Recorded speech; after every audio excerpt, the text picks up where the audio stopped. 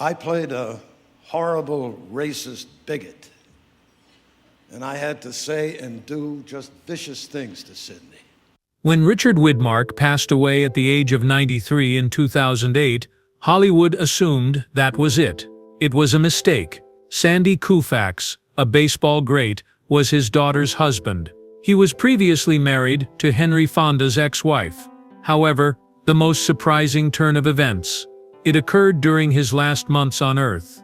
Up until this point, the truth remained a mystery. Sunrise Township, Minnesota, was the site of Richard Widmark's birth, on December 26, 1914. A traveling merchant of Swedish descent, his father was Carl Henry Widmark.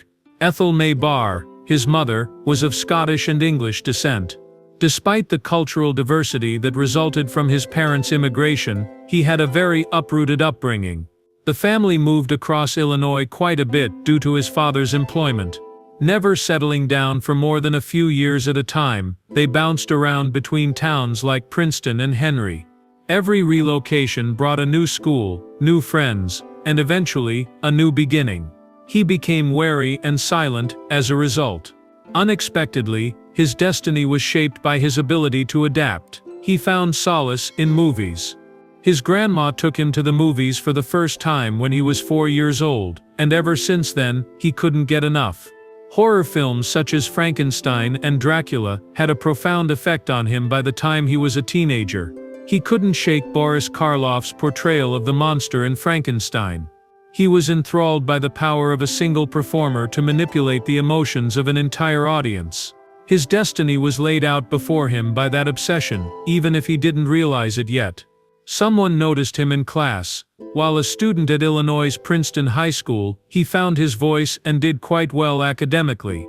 He intended to practice law after finishing high school in 1932 and enrolled in Lake Forest College.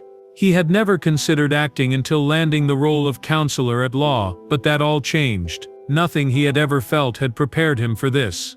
It was easy to be on stage. Even after the curtain came down, the rush of performance continued to consume him. A change occurred in his attention. He remained at Lake Forest as an associate director of speech and drama. After earning a degree in speech in 1936, it took time for success to materialize. Skills were insufficient. He possessed an abundance of resolve, which was crucial, because he had been on the move so often as a youngster. He was resilient, and would not give up. He ventured to the Big Apple in 1938. He first started involved with radio. His voice delivered tension and passion in his early productions, such as Aunt Jenny's Real-Life Stories. The popular 15-minute soap opera Aunt Jenny's Real-Life Stories was his first big part in 1938. Right away, his voice was noticeable. It evoked a lot of feeling, and was powerful and silky. He seemed to be born to be on the radio. He was making numerous appearances daily by the early 1940s, making him one of the most busy voices in the industry. In Front Page Feral, he portrayed a tough-talking reporter. In The Shadow and Inner Sanctum Mysteries, he portrayed enigmatic characters, and his performances in these shows held viewers captivated. He became famous for his remarkable talent for giving life to characters without really appearing on screen. During the Great Depression, when most people were struggling to make ends meet, Widmark was generating a fortune of $100,000 each year. The globe was engulfed in conflict as his radio career flourished. A ruptured eardrum prevented Widmark from serving, despite his desire to do so. He changed gears and began a career in theater, making his Broadway debut in 1943 with Kiss and Tell. Comedy written by F. Hugh Herbert and directed by George Abbott, the play premiered at the Biltmore Theatre on March 17 and quickly became a smashing success. After more than 900 performances, it finally closed in 1945. Lieutenant Lenny Archer was a position that gave Widmark the chance to showcase his charisma and complexity. He became a rising celebrity in live theater when Kiss and Tell was a smash hit. Joan Caulfield's career, which she went on to head in Hollywood, was also begun by this production. Widmark was able to help the war effort in other ways despite his inability to serve in battle. He started singing for American troops stationed overseas after joining the United Service Organization USO. The concerts were completely unexpected. The audience members were frequently soldiers who had recently returned from combat. The conditions were difficult, but Widmark rose to the occasion. He gained a different type of experience by performing for the troops, compelling him to adjust and captivate an audience regardless of the location. Although playing Tommy Udo wasn't easy, Richard Widmark finally broke through in 1947 with Kiss of Death. Widmark got her acting chops at 32 years old. Director Henry Hathaway felt he didn't match the character due to his serious, almost scholarly appearance as a stage actor. As soon as he stepped foot in the room, Udo was meant to be a troublesome, untamed mobster. Widmark seemed completely out of place with his blonde hair and blue eyes. Without hesitation, Hathaway kicked him out. The attitude of studio boss Darryl F. Zanuck, however, was different. Upon seeing Widmark's screen test, he made an unexpected observation. He laughed. "I didn't intend to make that frightened, high-pitched noise." Yet it imparted an unsettling, disturbed air to Udo. Widmark was given another opportunity by Zanuck. Re-entering the audition room, he was determined to persuade Hathaway. With a shivering giggle, he ran his fingers through his hair and a big, unnerving smile. The result was satisfactory. Widmark landed the part, while Hathaway shivered. The film belonged to Victor Mature and Brian Donlevy, but Widmark made it his own despite being fourth billed. He was unpredictable. Tommy Udo might be all smiles one second and all aggression the next. The true star was immediately identified by the studio. They also printed wanted posters utilizing his face and instructed cinemas to promote the movie using his picture. People observed without looking away. Playing a villain wasn't Widmark's only role. What a villain might be, he was redefining. The scenario involving the wheelchair was the most memorable. With his trademark grin, Tommy Udo drags Mildred Dunnock's character, an old lady, down a set of stairs while tying her to a wheelchair. I was shocked. Nothing like it had ever been seen by audiences in 1947. Hollywood was obligated to tread lightly on violent content due to the stringent Hays Code. Without resorting to gore, Widmark's acting rendered the scenario horrifying. Skeptics paid attention. Others went so far as to say that Udo resembled the Joker from the Batman comics in his delirium. There was an instantaneous effect. Tommy Udo clubs were established by college fraternities. His spooky chuckle was requested by fans who wrote to Widmark requesting that he record it onto empty phonograph records. In the blink of an eye, he had gone viral. He was named the Golden Globe's Most Promising Newcomer in 1948. Impressively, for someone making their film debut, he was also nominated for an Oscar for Best Supporting Actor. It made little difference that he was nominated for an Oscar for Miracle on 34th Street, but lost to Edmund Gwynn. His position in Hollywood was solidified only by receiving the nomination. Actor Richard Widmark had a special talent for bringing villains to life. He made villains more than just villains. He imbued them with charisma, charismatic personality, and an irresistible air of menace. Widmark portrays Alex Stiles, a vicious gang boss who works in the shadows of Center City, in the 1948 film, The Street with No Name. Although the film follows an undercover FBI agent in his pursuit of him, Stiles is the film's unsung hero. Widmark had already gained fame in 1947's Kiss of Death, playing the role of the insane Tommy Udo, who pushed a wheelchair-bound woman down the stairs while smiling. In contrast, Alex Stiles is unique, and he's not only aggressive, he's remarkably meticulous, controlled and clever. His menacing nature is well depicted in one instance. Instead of yelling or threatening, he is merely conversing with one of his soldiers. I feel like every phrase is a warning, though, that belonged to Widmark. An imposing presence might be conveyed simply by raising his voice. Everything about him had an air of casual menace, his posture, his gaze and his speech. All of it gave Stiles the impression that he was a man who may explode at any moment. Beyond the genre of criminal thriller, the picture offers much more. Examines the methods used by the Federal Bureau of Investigation's FBI in the late 1940s to combat organized crime through the use of forensic science, covert operations and monitoring. The inquiry, however, is not what remains with you. It's the show that Widmark puts on. There is more to Stiles than meets the eye. He represents a greater whole, a new kind of criminal. Men who were cunning, well-organized and merciless became more terrifying to Americans in the decades following World War II. The audience was presented with a villain that seemed eerily realistic by Widmark. In Night in the City, 1950, 2 years down the road, he portrayed a very diverse persona. Alex Stiles is very different from Harry Fabian. He fails to exert control. His ambitions are continually looming over him, and he is driven by an overwhelming sense of desperation. He has grand ambitions but no practical means of realizing them. In other words, he is a hustler. Jules Dessin's film follows Fabian as he attempts to launch a wrestling promotion in the seedier side of London. However, everything points to his downfall. He gets himself into trouble by associating with those who pose a greater threat than he knows, and by making commitments he cannot fulfill. With a frenzied zeal, Widmark portrays Fabian. His speech is rapid, his movements are rapid, and he appears to be on the brink of losing everything at all times.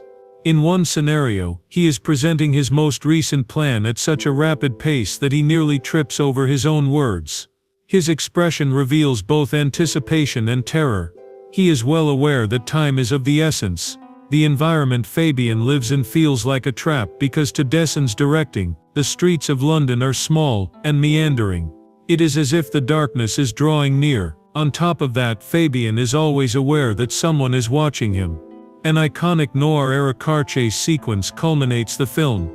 Fabian tries to flee from his destiny by running across the city, but he can't find any way out. The pursuit of him is not limited to criminals. He is pursued by his own transgressions. Critics of the period were perplexed by Night in the City. However, it has since been acknowledged as one of the finest noir films of all time. One of the reasons Widmark makes Fabian feel genuine is his acting. Observing him isn't enough. A sense of his desperation washes over you. It defies logic that you hoping against hope that he'll finally get lucky, even if you're well aware that he won't. Even though Widmark was already a noir legend by 1953, Pick Up on South Street catapulted him to stardom. Samuel Fuller, the film's director, finds himself smack dab in the thick of Cold War hysteria. He portrays the role of pickpocket Skip McCoy, who, while riding the packed train, steals Candy's wallet, played by Jean Peters. The wallet contains microfilm intended for communist spies, which he fails to recognize. All of a sudden, he finds himself in a sticky situation, with the authorities and enemy operatives both after his stolen goods. There is no heroism in Skip's story. Neither politics nor patriotism interest him. He is solely concerned with his own interests. One of the most memorable scenes from the film makes it very evident. His response to an FBI agent's pleas for him to act more responsibly is to smirk and ask, "Are you waving the flag at me?" His entire character is summed up in just one statement. He is unconcerned with the broader perspective. He is only inquiring about potential compensation. That strong veneer, though, begins to betray its fissures as the narrative progresses. Though intelligent, he is self-centered. A conscience exists in him whether he acknowledges it or not. He is also skilled at manipulating situations and people. Everything seems authentic and honest under Fuller's direction. Unlike high-budget Hollywood features, this film seems amateurish. There is a lot of tension, and it is harsh and nasty. Velma Ritter's portrayal of Mo Williams is one of the film's most tragic elements. She sells information to survive as an aged informant. She and Skip share a same background of surviving by scrounging. Although Skip has an opportunity to change, Mo is aware that she is stuck in her current situation. Ritter was nominated for an Oscar for her outstanding performance. She elevates the plot above that of a Cold War thriller with her sequences with Widmark, which give it emotional weight. Even though it was developed on a shoestring budget, Pick Up on South Street became an enormous hit. At the Venice International Film Festival, it took home the Bronze Lion, and because of its cultural importance, the National Film Registry decided to keep it. The most important thing, though, was that it cemented Widmark's position in cinematic annals. He demonstrated that noir was about more than simply crime in these three films. It was about regular guys, those who were ensnared, those who were desperate, and those who tried to trick fate but ultimately failed. Hollywood decided to switch things up for Richard Widmark in the late 1940s, when he was still mostly known for his villain roles. His energy and magnetic personality made him an obvious leading man. Thus they embarked on a mission to rebuild his reputation. The 1949 ship musical Down to the Sea marked the beginning of that change. Widmark portrayed the role of Dan Lunsford, a whaling ship's first mate. In this picture, Lunsford, in contrast to his aggressive personas, was a college-educated officer who was pitted against an elderly sea captain, playing the role of Lionel Barrymore. Also on board was the captain's young grandson, portrayed by Dean Stockwell, and it was Lunsford's job to guide and instruct him. He was hesitant at first. He was uninterested in teaching at first, but he won the admiration of the ship's captain and crew as the voyage progressed. Dangerous whaling trips and a dramatic scene where the ship became stranded in ice were only two examples of the high-stakes scenes that peppered the film. However, development and leadership were fundamental themes. The performance that Widmark gave revealed a new side to him. Resilient, focused, and sympathetic all at once. Fox had gambled by making him the hero, and it paid off. He proved he could handle a starring part in the successful picture. Widmark played a far more demanding part as Lieutenant Commander in 1951's The Frogman. 2 years later, Hey There Lawrence John. On this occasion he took on the role of the head of the Underwater Demolition Team UDT, the actual forerunners of the Navy SEALs. During WWS, these special soldiers cleared underwater obstacles and performed risky reconnaissance operations in preparation for invasions. The plot followed Lawrence, as he assumed leadership of a squad that was still reeling from the loss of its previous captain. His teammates doubted him at first, but his dogged persistence and astute strategy paid off as the mission progressed. The United States Navy collaborated extensively with the film's creators to guarantee realism, and the result was one of the first Hollywood depictions of undersea battle that was both serious and groundbreaking. That was only on the screen. The Frogmen were an inspiration to many future Navy SEALs, notably SEAL Team 6's first Richard Widmark. Both the cinematography and the writing categories of the Academy Awards were considered for this picture. The picture was carried by Widmark's performance, which demonstrated not just physical bravery but also the weight of leadership in circumstances of life or death. Widmark also portrayed a soldier in Halls of Montezuma that year. In this role he portrayed the role of Marine Lieutenant Carl A. Anderson, an experienced commander who spearheaded a platoon during a difficult war on an island in the Pacific. Halls of Montezuma, in contrast to many of its contemporaries, dealt with the mental toll that fighting took. Debilitating migraines brought on by stress rendered Anderson reliant on medicines for even the most basic of daily tasks. A rare and frank look at the emotional and physical toll of fighting was presented. He had a clarified objective: incarcerated Japanese individuals in order to collect intelligence regarding concealed missile sites. However, there was a price to pay for each advance. Even Anderson's best buddy Doc, played by Carl Malden, was among the many unit members killed or wounded. The incorporation of authentic WW war footage gave the picture an air of reality that brought the action to life. That war film wasn't like the others. Efforts to recruit new Marines and raise funds for veterans both made use of it. One of Widmark's most iconic characters, Anderson conveyed the grit and frailty of a leader crumbling under the weight of adversity. Widmark moved away from his usual style of war pictures with 1952's Don't Bother to Knock, which featured a different type of tension. He portrayed Jed Towers, a pilot residing in a hotel in New York. He encountered Marilyn Monroe's character, Nell Forbes, a disturbed babysitter whose unstable mental state transformed the evening into a terrifying experience. Towers felt an attraction to her at first, but the narrative took a terrifying turn, as her irrational actions got increasingly perilous. With Widmark's steady presence, the mounting tension felt even more authentic, and Monroe delivered a performance that was among her most dramatic. In contrast to his prior responsibilities as a commander or soldier, Towers was only a common guy entangled in a disturbing circumstance. The picture demonstrated that Widmark was equally at home with dramatic, intricate plots as he was with action ones. A career performing nuanced and dramatic roles was Richard Widmark's bread and butter. His work in westerns stands out because he gave nuanced performances to characters who otherwise would have been one-dimensional heroes or villains. His 1948 performance in Yellow Sky was among his best, a narrative encompassing perseverance, avarice, and atonement. The gang leader who robs a bank and makes his escape over the harsh Death Valley desert is Gregory Peck's James Stretch Dawson. They find a deserted village with just a prospector and his feisty granddaughter, Mike Ann Baxter, as their sole occupants as they search for water and shelter. The gang member played by Widmark Dude is astute and perceptive, and his instincts make him unpredictable and potentially dangerous. Photographer Joseph McDonald did a superb job capturing the barren landscape of Death Valley in this clip. The vastness of space intensified the gang's desperate battle. The protagonist's moral juncture was mirrored by the ghost town, which became an integral aspect of the plot.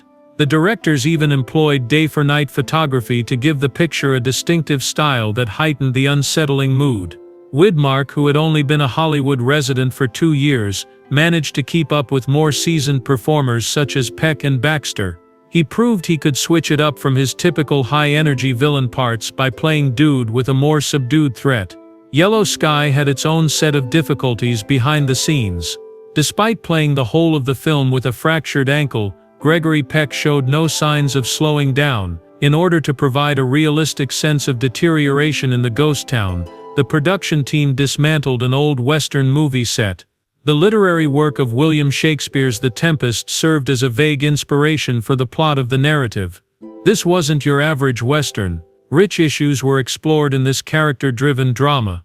Western Warlock 1959, which Widmark appeared in 10 years later, dealt with themes of redemption, morality, and the rule of law. He portrayed Johnny Gannon, an ex-con who attempts to put his criminal past in the past by becoming a deputy sheriff. As a last resort, the terrified residents of Warlock recruit the services of the infamous and vicious gunfighter Clay Blaisdell, Henry Fonda. The character played by Widmark is torn between two distinct realities. Despite his familiarity with the criminal mentality, he is committed to maintaining law and order rather than using terror to enforce punishment. Because of this, he is at odds with Blaisdell, who thinks the law is powerless and weak. Tom Morgan, Blaisdell's fervently devoted but tormented buddy, was played by Anthony Quinn in the film as well. With him there, the drama became about shifting alliances just as much as it was about gunfights, adding another dimension of intensity. The vast visual style of Warlock, shot in the rough mountains of Utah, complemented the intricate plot. Instead than concentrating on taking action, it analyzed the meaning of justice in a dynamic society. As Gannon, a guy battling his past while attempting to construct a brighter future, Widmark gave a subtle intensity to the role that made his performance stand out. The Alamo, John Wayne's epic depiction of the renowned 1836 conflict, featured Widmark as Jim Bowie. This performance ensured Widmark's Western legend would continue. Along with Wayne's Davy Crockett and Lawrence Harvey's Colonel William Travis, Bowie was a pivotal player in the defense of the Alamo. Bowie appeared to be a guy caught between honor and rationality in Widmark's depiction of him. He first thought the Alamo wasn't worth defending because of its strategic location. Eventually, though, he decided to remain and fight because of Crockett's charm and Travis's will, even though he knew the chances were against them. As dramatic as the plot was, the Alamo's staging was much more so. John Wayne had intended to have Widmark play Davy Crockett while he directed the picture from behind the camera, but financial constraints necessitated that he play the lead instead. Widmark found his groove as Bowie and gave a performance that was equal parts intense and challenging. After United Artists declined to pay the mounting expenses, Wayne himself financed a large portion of the film's production. He was deeply in debt until 1971, when he was able to finally get out from under it, thanks to purchases of television rights. Many felt strongly about the movie. Because of the way it portrayed the Mexican army, it was outlawed in Mexico. and its detractors said it placed an excessive emphasis on patriotism. The Alamo had 7 Oscar nominations and took home 2, for Best Cinematography and Best Sound, despite receiving mostly negative reviews. Rather than making Bowie a fantastical hero, Widmark's acting grounded him in reality, which was a standout feature. Widmark began to branch out from westerns and take on more serious parts throughout the 1960s. His 1961 film Judgment at Nuremberg portrayed U.S. prosecutor Colonel Tad Lawson, who sought retribution for Nazi war crimes. The film, which Stanley Kramer directed, dealt with the issue of accountability. Were these guys merely carrying out orders, or did they commit crimes of their own will? The film's tone was established by Widmark's unrelenting character, who made a blazing introduction. The anger of a man who had witnessed the atrocities of war personally, and would not stand by and watch as the guilty were freed, was beautifully portrayed by him. Stars like Spencer Tracy, Burt Lancaster, and Marlene Dietrich were among the film's cast members.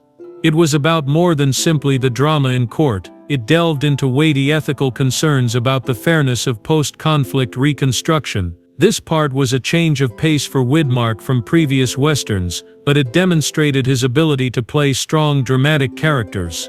The military courtroom play Time Limit, which Widmark produced in 1957, explored themes of devotion and survival. He portrayed Colonel William Edwards, a prosecutor in Korea, who was looking into whether or not a prisoner of war had conspired with the enemy.